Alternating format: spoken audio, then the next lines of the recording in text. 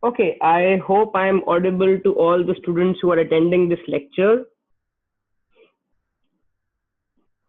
We start with a new topic today in microeconomics. This is called as strategic games with perfect information. Strategic games with perfect information.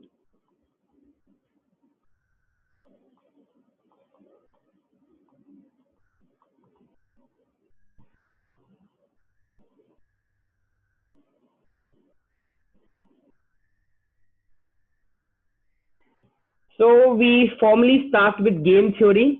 Now game theory has wide applications in microeconomics, be it in the field of finance, be it in the field of research. Okay, so let's first understand what is meant by a strategic game. So what is a strategic game?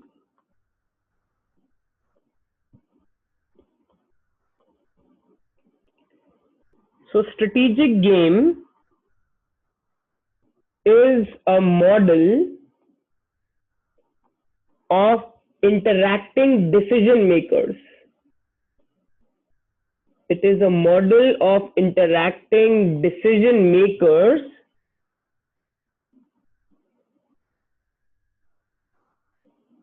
every strategic game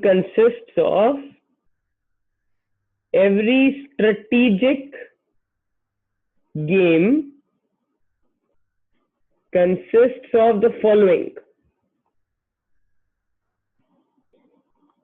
First thing is a set of players. The players in this case are called the decision makers.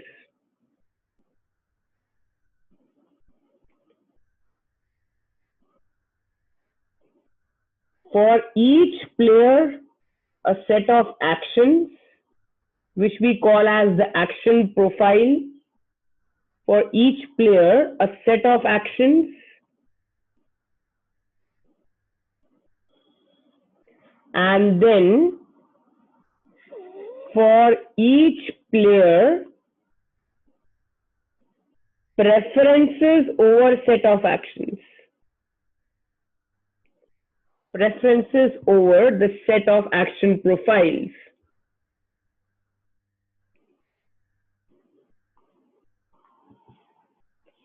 Okay, so when I talk about a strategic game basically involves interaction between the decision makers. The decision makers in this case are nothing but the players.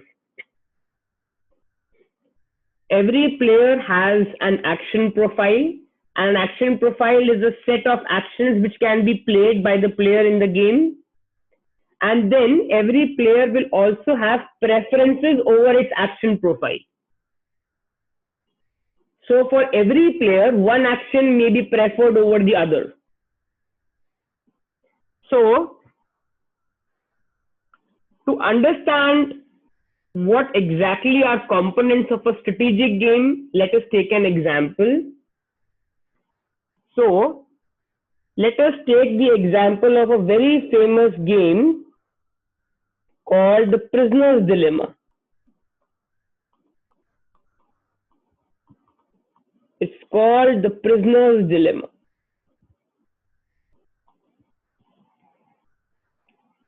So Prisoner's Dilemma, let me first describe to everyone the components of this game of Prisoner's Dilemma. So let us write the description of the game first.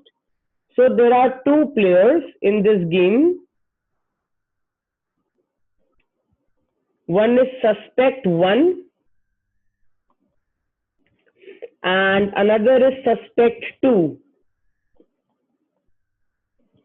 So there are two suspects. You can think of that these suspects might be involved in some attack, some terrorism. So what happens is that these are the two suspects and the police comes and interrogates the two suspects. So you can think of them as the possible people behind the attacks, okay, or people involved in terrorism probably, and the policemen will be coming and they will be interrogating the suspects as to whether they are actually responsible behind the attacks or not. Now, both the suspects have the following actions. Both the suspects have the following actions. They can either remain quiet or they can confess. That means they can either remain quiet or they can think. Think means they can confess to the police. So suspect 1 also has this action profile, quiet, think. Suspect 2 also has the same action profile, quiet, think. Now let's look at the preferences.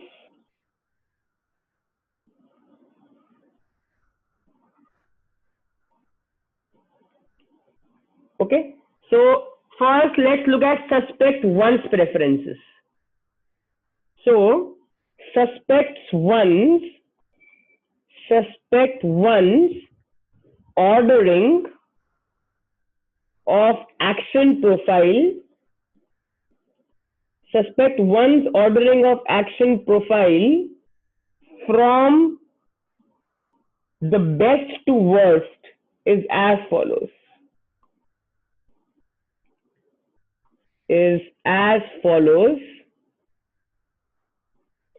Suppose suspect 1 confesses, but suspect 2 remains quiet. Suppose suspect 1 confesses, thinks, and suspect 2 remains quiet. If this happens, so I can say if suspect 1 thinks and suspect 2 remains quiet, suspect 1 is freed. Basically, suspect 1 gets a bail, doesn't have to go to prison if suspect 1 confesses. Second possible action profile, suppose both remain quiet. If both suspect 1 and suspect 2 remain quiet, both get 1 year in prison. Both get 1 year sentence in prison. Let's look at the third possibility. Suppose both of them think. Suppose both of them confess. So if both suspect 1 and suspect 2 think, both get 3 years in prison. Both get 3 years in prison. And if suspect 1 remains quiet, but suspect 2 thinks, in that case, if suspect 1 remains quiet and suspect 2 thinks, suspect 1 gets 4 years in prison and suspect 2 is freed. In the first case, when suspect 1 thinks and suspect 2 remains quiet, suspect 1 is freed and suspect 2 gets 4 years in prison. In the first case. So I can write suspect 1 is freed and suspect 2 gets 4 years in prison. So let us describe the game. There are two suspects, 1 and 2. Okay.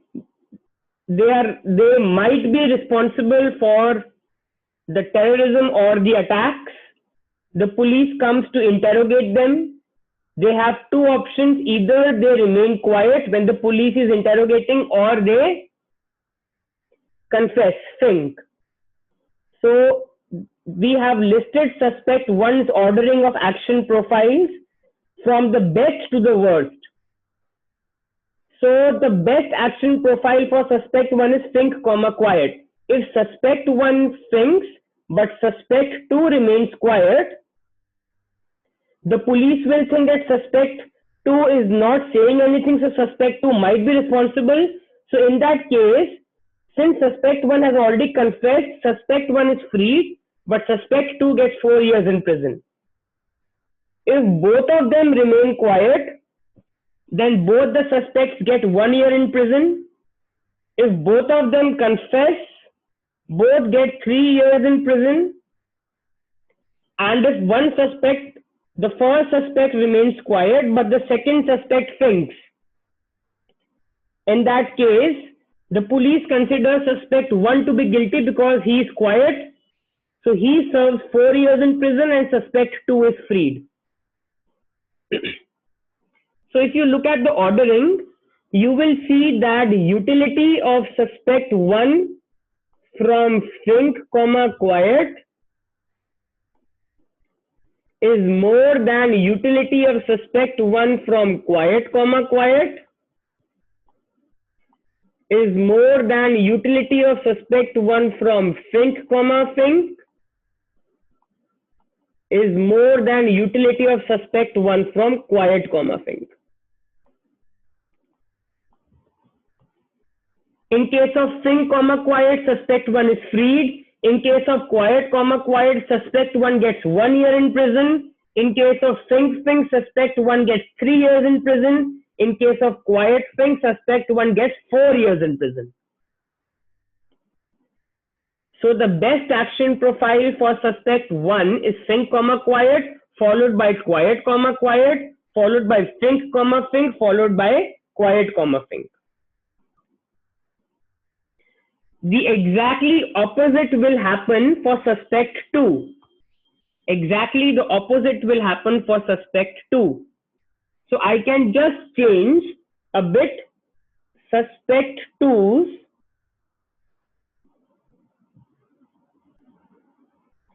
if I look at suspect two's ordering. So this is suspect two's ordering of action profiles from best to worst is as follows. So if I quickly write the orderings for suspect two,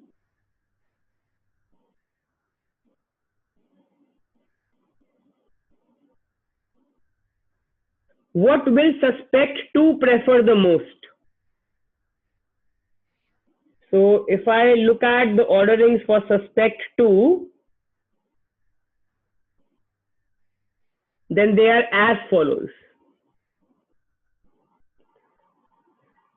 So if suspect one remains quiet, but suspect two thinks, if suspect one remains quiet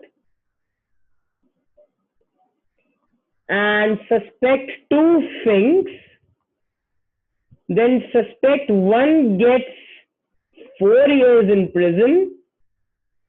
Suspect one gets 4 years in prison and suspect two is freed. This is the best outcome for suspect two. If both of them remain quiet, if both suspect one and suspect two remain quiet, both get 1 year in prison.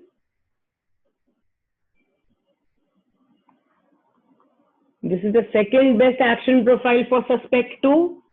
If both think, suppose both confess, if both suspect one and suspect two think, both get 3 years in prison.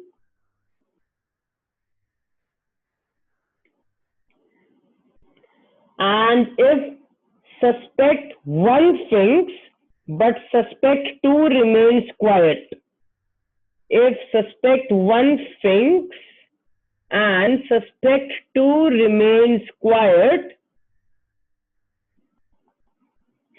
suspect 2 gets 4 years in prison.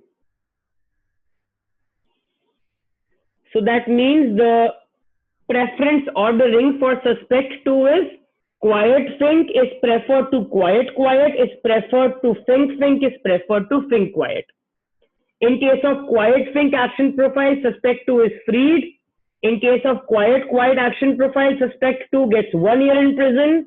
In case of think, suspect 2 gets 3 years in prison. In case of think quiet, suspect 2 gets 4 years in prison. So if I write the ordering for suspect 2 on the top, I am writing the ordering for suspect 2. So for suspect 2, the preference ordering will be as follows.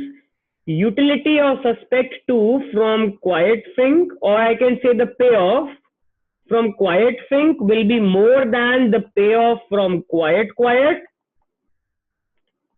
will be more than the payoff from think, will be more than the payoff from think quiet. This is our preference ordering for suspect 2. Now, we can represent these preference orderings in the form of a matrix. We can represent these preference orderings in the form of a matrix. So let's do that. So what we are doing right now is the normal form representation. Normal form representation of a strategic game. Normal form representation of a strategic game.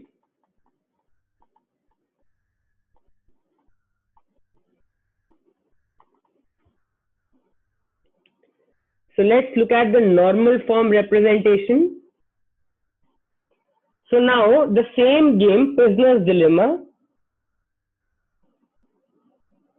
It's the same Prisoner's Dilemma game we are doing. And recall the ordering. Recall that for suspect 1, the ordering is utility of suspect 1 from think quiet is more than utility of suspect 1, or the payoff of suspect 1 from quiet is more than the utility of player 1 from think is more than the utility of player 1 from quiet think. This was, if you remember, the preference ordering for suspect 1 which we had just done. And for suspect 2, the preference ordering is payoff of suspect or utility of suspect 2 from quiet think is more than the payoff from quiet is more than the payoff from think is more than the payoff from think quiet. So now if I represent this in the form of a matrix, this is suspect 1, suspect 2. Suspect 1's action profile is quiet think. Suspect 2's action profile is also quiet think. Okay. Now, suppose both the suspects remain quiet. They get a payoff of 2 each. Suppose suspect 1 remains quiet but suspect 2 thinks. Then suspect 1 gets a payoff of 0 but suspect 2 gets a payoff of 3. Suppose suspect 1 thinks and suspect 2 remains quiet. Suspect 1 gets a payoff of 3. Suspect 2 gets a payoff of 0. Suppose both the suspects think, both of them get a payoff of 1 each. Now these are the payoffs which I have allotted randomly. These are the payoffs which we have allotted randomly but you can see that these payoffs are satisfying the ordering. These payoffs are satisfying the ordering. And these are the payoffs. So when both the suspects remain quiet, both of them get a payoff of 2. When suspect 1 remains quiet and suspect 2 thinks, suspect 1 gets a payoff of 0, suspect 2 gets a payoff of 3.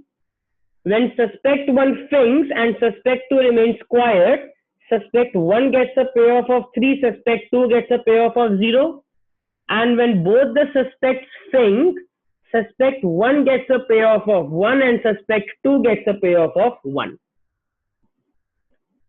So this is my matrix, and you can see that it is satisfying the ordering. So you can see for suspect 1, the payoff from think quiet is 3. You can see that payoff from think quiet, I am writing it on the top only so that it becomes clear to everyone.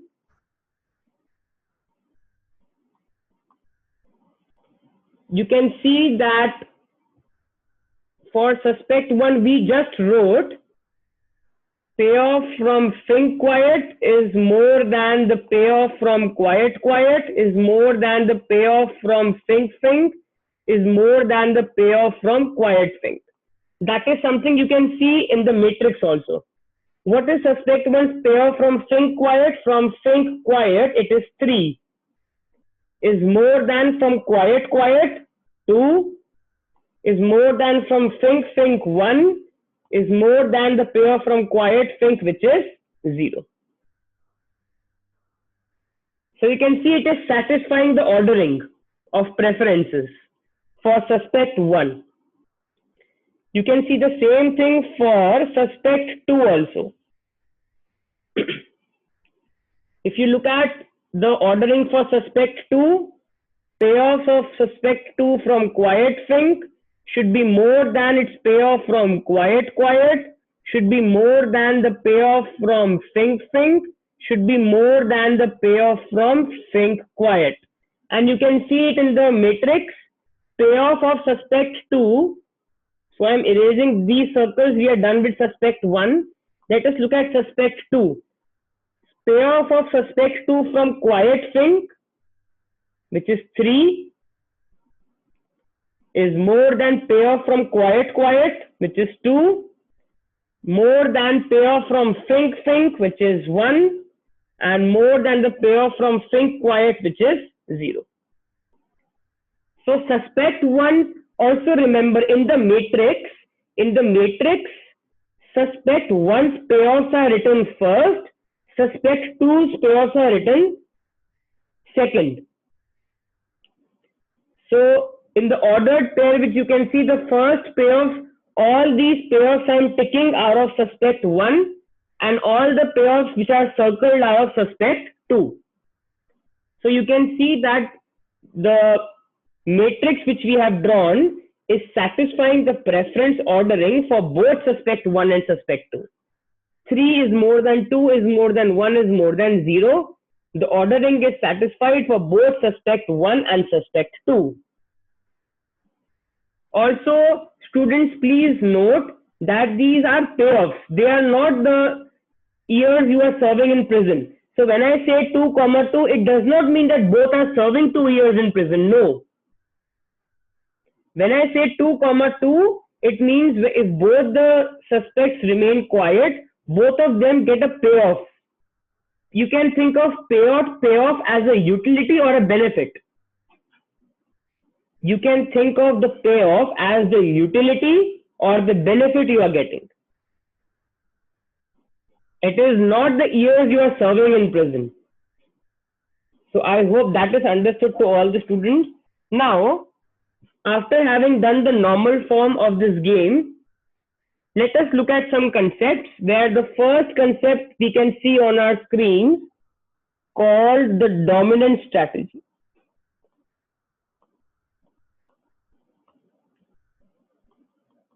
Let us look at what is meant by a dominant strategy.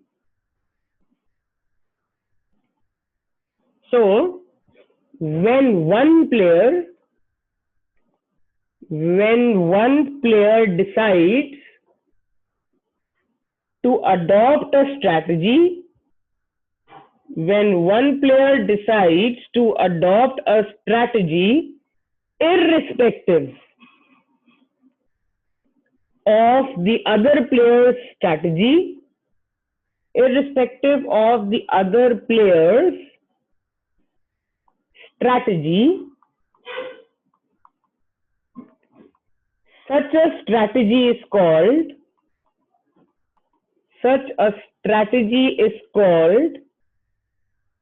the player's dominant strategy.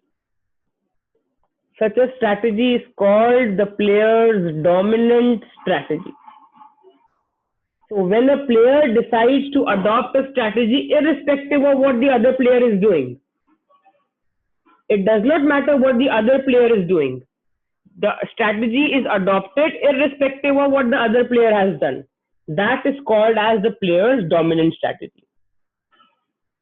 So mathematically, if I look at it, so if you look at a rigorous definition of it, so rigorous definition, this is the definition which Osborne follows. Okay, so in a strategic game,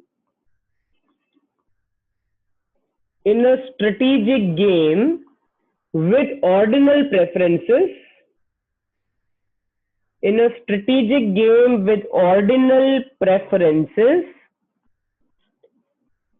player's I's action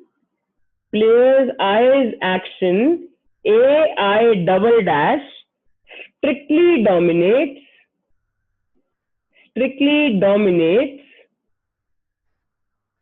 her action AI dash if the utility which player I gets from AI double dash when all the other players are playing the action A minus I is strictly more than the utility which player I gets from AI dash when all other players are playing the action A minus I.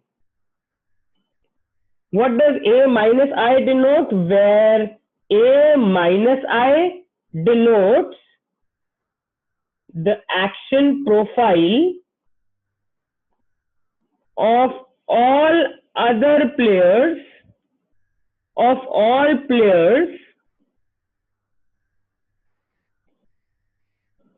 other than player I.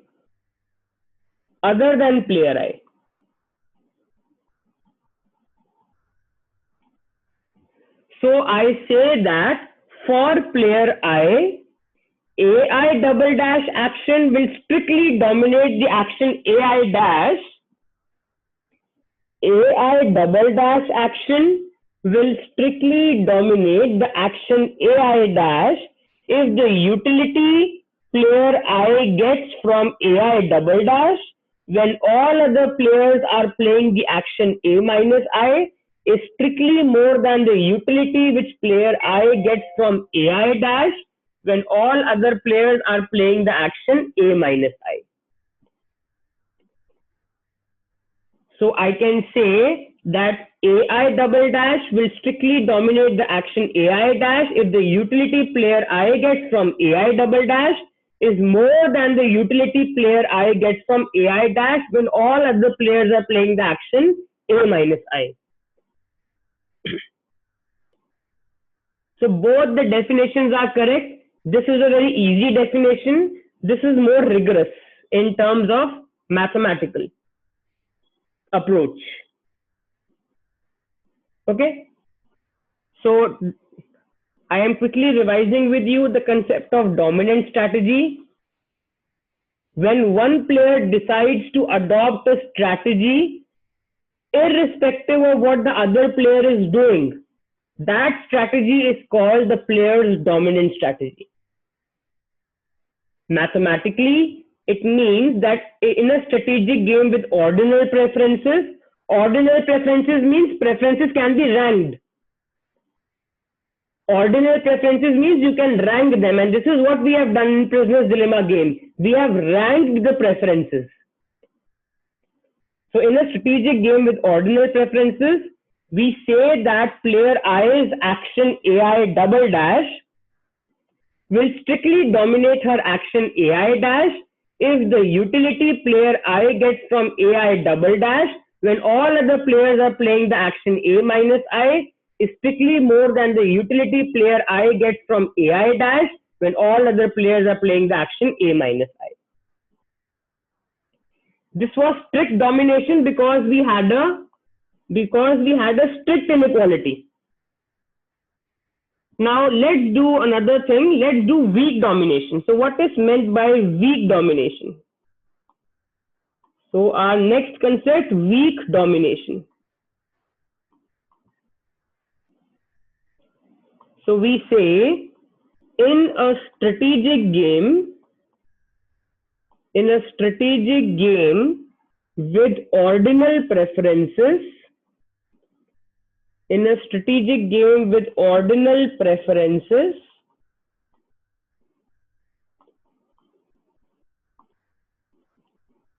player I's action AI double dash weakly dominates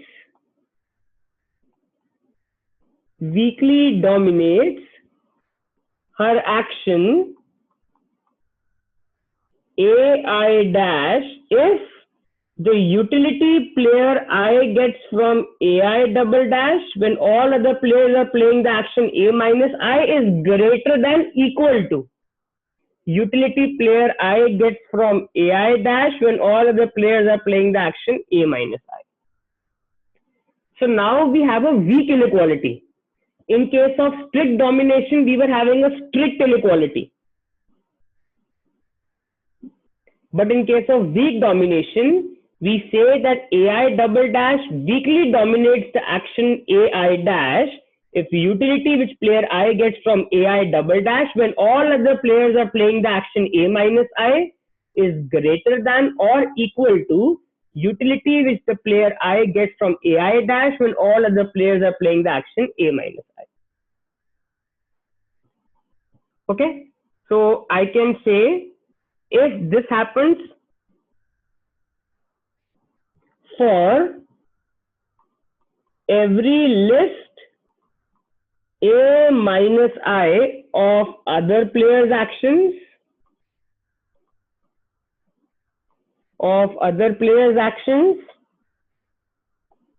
and utility which I gets from AI double dash A minus I is strictly more than UI from AI dash A minus I for some list A minus I of other players' actions.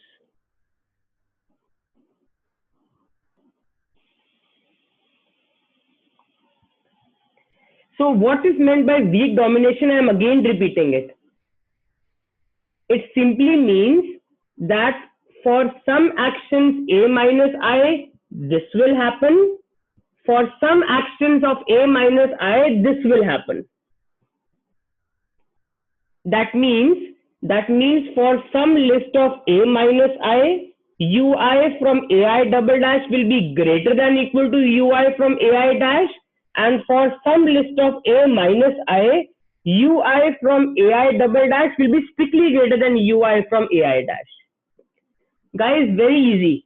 Strict domination means what? Strict domination means that you will have a strict inequality throughout.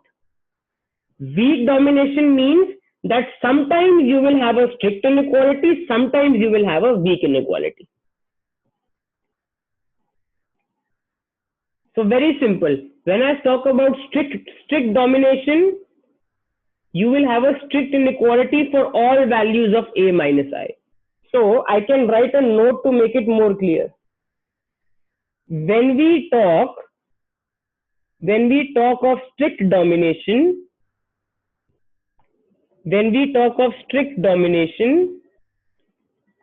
we have a strict inequality we have a strict inequality for all values of a minus I. But when we talk of weak inequality, when we talk of weak domination,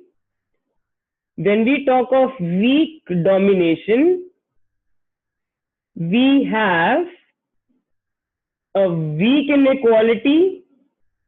We have a weak inequality for some values of a minus I and strict inequality for some values of a minus I.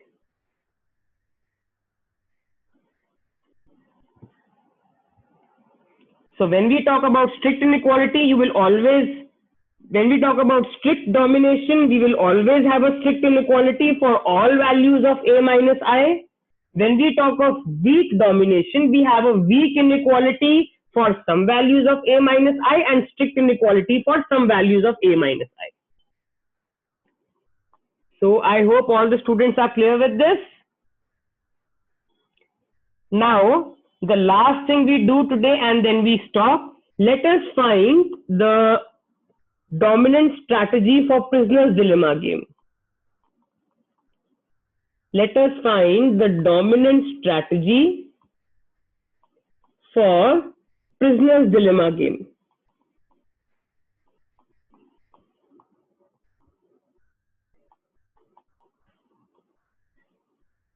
So recall the prisoner's dilemma game. The normal form version of this game was suspect 2, suspect 1. We had two actions, quiet, think. And if you remember, we had drawn the matrix and the payoffs were 2, 2, 0, 3, 3, 0, and 1, 1. Now let us look at the dominant strategy. So let us look at suspect 1's dominant strategy. Suspect 1's dominant strategy. How will we calculate suspect 1's dominant strategy? We will see what suspect 1 will do when suspect 2 remains quiet and when suspect 2 thinks. So, when suspect 2 remains quiet, what will suspect 1 do? When suspect 2 remains quiet, suspect 1 will think, because when suspect 2 remains quiet, suspect 1 gets a payoff of 2 from quiet and 3 from think. So suspect 1 gets a higher payoff from think, so suspect 1 will think. And when suspect 2 thinks, what will suspect 1 do? When suspect 2 thinks, if suspect 1 remains quiet, he gets a payoff of 0. If suspect 1 thinks, he gets a payoff of 1. So what will suspect 1 do? He will think. So what do we observe? We observe that suspect 1 will always think, irrespective of what suspect 2 is doing. When suspect 1 is quiet, then also suspect 1 is thinking. When suspect 2 is thinking, then also suspect 1 is thinking. So I can say, therefore, suspect 1's dominant strategy is to think. Because suspect 1 is thinking irrespective of what the suspect 2 is doing. Had suspect 1 changed his action, then we would have said that there is no dominant strategy. But he is not changing. Suspect 1 is thinking when suspect 2 is quiet. Suspect 1 is again thinking when suspect 2 is thinking. So that means suspect 1's dominant strategy is to think. How will I find suspect 2's dominant strategy? We will look at what suspect 2 will do when suspect 1 remains quiet and when the suspect 1 thinks. So, when suspect 1 remains quiet, what will suspect 2 do? Now look at the second payoff in the game. Now let's look at the second payoff. When suspect 1 remains quiet, if suspect 2 thinks, she gets 2. Then suspect 1 remains quiet. If suspect 2 remains quiet, she gets a payoff of 2. If she thinks, she gets a payoff of 3. 3 is more than 2, so what will suspect 2 do? Suspect 2 will think. And when suspect 1 thinks, if suspect 2 remains quiet, she gets a payoff of 0. If suspect 2 thinks, she gets a payoff of 1. 1 is more than 0, so suspect 2 will again think. So what do we observe? We observe that suspect 2 is thinking irrespective of what suspect 1 is doing. Therefore, suspect 2's dominant strategy is also to think. So you can see in this question, suspect 1 is also thinking irrespective of what suspect 2 is doing.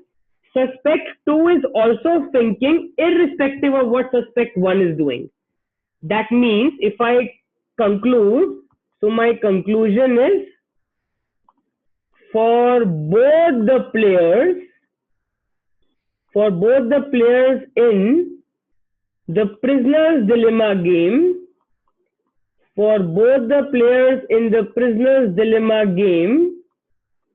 the dominant strategy is to think.